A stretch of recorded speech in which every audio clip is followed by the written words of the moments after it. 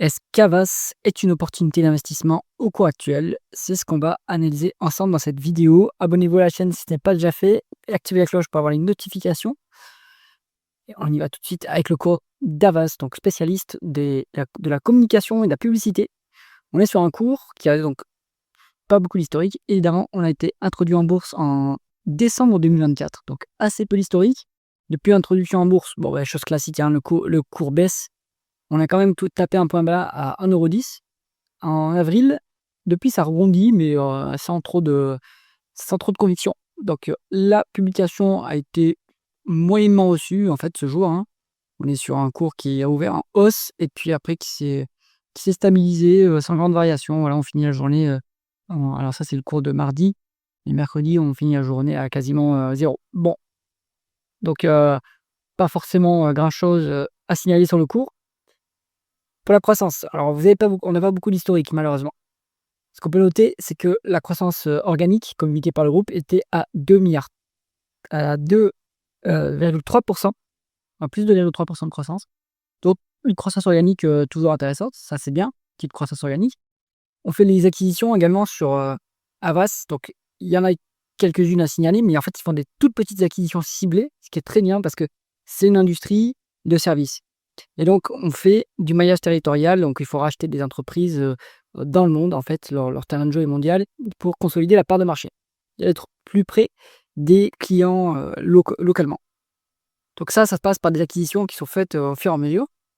Donc ça permet d'avoir une croissance voilà, petite croissance de 2 à 3%, c'est pas une énorme croissance, mais ça a le mérite d'exister.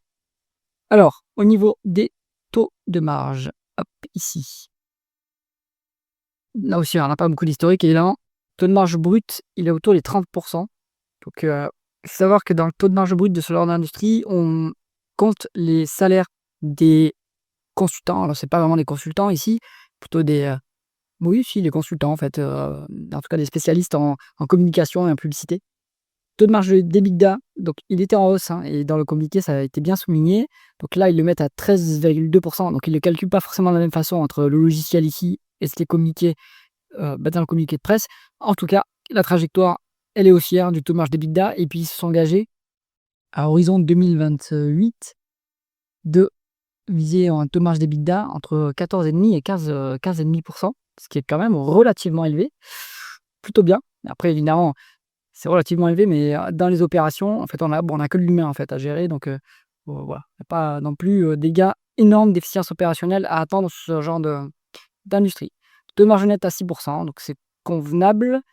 On a un taux de marge de free cash flow qui est plus élevé, hein. C'est une entreprise qui structurellement dégage des free cash flow puisque la croissance organique est plutôt faible. On a une bonne rentabilité, on va le voir après, donc ça nous permet de générer des free cash flow en excès, hein, non, qu'on n'a pas besoin de réinjecter du cash, de faire des dépenses en capital pour la croissance organique, vu qu'elle a pas beaucoup. On fait surtout de la croissance externe. Ensuite, on va aller regarder les bénéfices nets face au free cash flow. Free cash flow plus élevé que les bénéfices nets, hein, c'est ce que je disais juste avant. Donc, bon, pour valoriser l'entreprise, si elle est pas endettée, elle a un petit peu de dette, mais on pourra la négliger. Il vaudra mieux utiliser le free cash flow. Alors, pas si elle est pas endettée. Si elle est endettée, il vaut mieux utiliser la valeur de l'entreprise. Si elle est pas endettée, on peut utiliser le market cap, c'est pas un souci. Mais en tout cas, à choisir entre les free cash flow et les bénéfices nets, il vaut mieux choisir les free cash flow. Ça représente mieux ce que gagne l'entreprise réellement. Ensuite, est-ce que le BFR est positif ou négatif? Il est négatif, donc ça c'est excellent. Alors c'est typique, hein, dans ce genre d'industrie. Vous touchez des acomptes, hein, sur la réalisation des contrats. Vous êtes payé en avance aussi sur la prestation des consultants. Alors pas en entier, mais en partie en tout cas. Donc ça, ça vous permet de financer les opérations sans débourser de cash de votre poche. Donc c'est très bien. Ce sont les clients qui financent les opérations. Et ça aussi, ça dit aussi que Havas est bien placé dans la chaîne de valeur, on va dire, face à ses clients et par rapport à ses fournisseurs. Il y a pas de stock, hein, dans ce genre d'activité, donc c'est vraiment que du délai de paiement client et délai de paiement fournisseur ici, hein. Donc bien positionné sur Havas. Est-ce que ça s'améliore sur la période? Oh, ça se dégrade un petit peu, 33 millions. Bon, c'est pas très grave. Ça reste assez minime comme variation. Voilà, tant qu'on reste à ce niveau, tant qu'on reste négatif et assez fortement négatif, hein, donc on est plutôt bien sur Havas. Ensuite, on va regarder la dépense en capital. Donc on a des dépréciations amortissements qui sont bien supérieures peu de dépenses en capital, un peu de non-cash items. Bon, je sais pas ce qu'il y a là-dedans, il faudrait regarder. Dans le tableau de trésorerie, bon, ben, voilà, hein, typiquement, c'est une entreprise qui dégage des free cash flow structurellement, parce que, on n'a pas besoin d'investir dans de la croissance organique. Alors ils ont fait un peu de capex aussi sur leur plateforme d'IA, hein, voilà, ça il y a quand même ça. Mais, bon, c'est pas une énorme dépense en capital, hein. C'est un business qui a pas du tout besoin de capital, qui est pas du tout intensif en capital. Bien. Alors, si on regarde maintenant la rentabilité opérationnelle, le rendement des capitaux investis, 10,5%. Ça c'est un peu en dessous là, 10,4%, c'est tout à fait honorable là. Bon, je le répète, hein, désolé, mais c'est pas intensif en capital, donc c'est structurel, structurellement on a une bonne rentabilité si on est bien positionné concurrentiellement, hein. C'est pas, c'est les niveaux qui sont tout à fait corrects, tout à fait convenables, mais c'est pas exceptionnel non plus, hein. Donc c'est plutôt bien et si on regarde le rendement des fonds propres, on doit être sur quelque chose d'assez, intéressant, surtout que bon, c'est 10,5, ouais, OK, c'est en augmentation, c'est pas extraordinaire. Bon, 10,5, c'est convenable, on va dire. Surtout qu'on n'utilise pas de dette, hein, quasiment sur Havas, donc là, ça, c'est du rendement des fonds propres, sans levier. Bon, plutôt correct, hein, ce qu'on voit ici, donc énorme rentabilité, faible croissance organique, ça veut dire on a du cash à, utiliser pour faire des acquisitions, donc c'est ce qu'ils font assez régulièrement. Du cash pour se désendetter s'il y a un peu de dette, bon et puis, rémunérer les actionnaires, évidemment.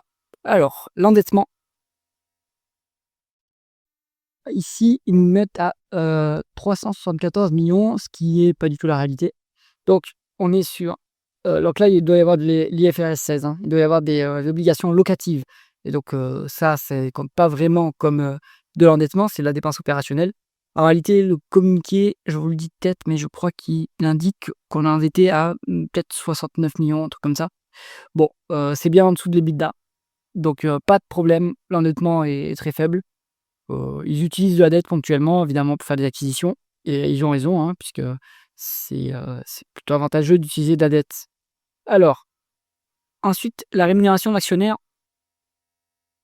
hop, donc on verse 225 millions de dividendes sur, les 12 mois glissants à juin 2025, ce qui est quand même intéressant.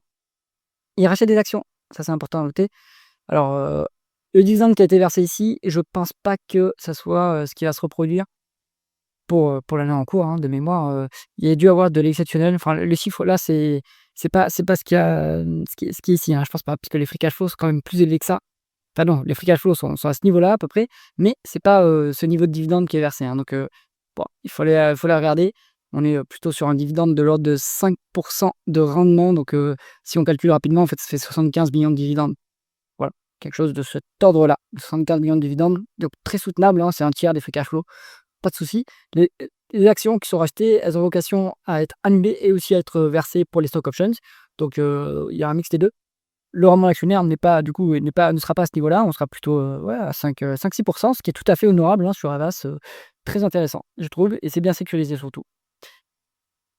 Allez, en ce qui concerne la valorisation, on va regarder en VE sur EBITDA et aussi en price to free cash flow. Bon, price to free cash flow 6, médiane 6,5. Bon, la médiane, elle veut rien dire puisqu'il y a pas d'historique. Donc là, il n'y a pas d'historique, on va les comparer par rapport au pair, je pense. Mais ici, on est sur pareil, en VE sur EBITDA, tel que c'est publié, enfin, avec ce qu'il calcule sur le logiciel, on a 4, ce qui est pas très élevé, pas élevé du tout. Médiane à travers le 6, à nouveau, elle veut rien dire puisque on n'a pas d'historique. Donc on va aller comparer ces 2 métriques, on peut comparer par rapport à si on compare par rapport aux leaders du secteur, c'est sûr que ça va être un peu biaisé, mais on va quand même le faire. Donc si on regarde Publicis, hop, alors Publicis, pardon.